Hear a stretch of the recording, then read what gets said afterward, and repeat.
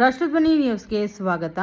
ದಾಂಡೇಲಿ ನಗರ ಠಾಣೆಗೆ ಮಹಾಲಕ್ಷ್ಮಿ ಕೋಆಪರೇಟಿವ್ ಸೊಸೈಟಿಯಿಂದ 6 ಕಂಪ್ಯೂಟರ್ಗಳ ಕೊಡುಗೆ. ದಾಂಡೇಲಿ ನಗರದ ಮಹಾಲಕ್ಷ್ಮಿ ಕೋಆಪರೇಟಿವ್ ಸೊಸೈಟಿ ಶಾಖೆ ವತಿಯಿಂದ ದಾಂಡೇಲಿ ನಗರ ಪೊಲೀಸ್ ಠಾಣೆಗೆ ಉತ್ತಮ ಗುಣಮಟ್ಟದ 6 ಕಂಪ್ಯೂಟರ್ಗಳು ಹಾಗೂ ವೀಲ್ಚೇರ್ಗಳನ್ನು ಕೊಡುಗೆಯಾಗಿ ನೀಡಲಾಯಿತು.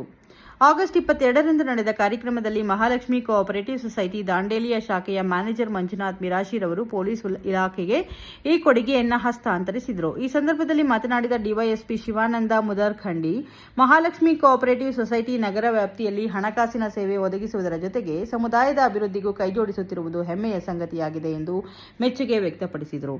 ಇದೇ ಸಂದರ್ಭದಲ್ಲಿ ಮ್ಯಾನೇಜರ್ ಮಂಜುನಾಥ್ ಮಿರಾಶಿ ಅವರನ್ನು ಸನ್ಮಾನಿಸಿದರು.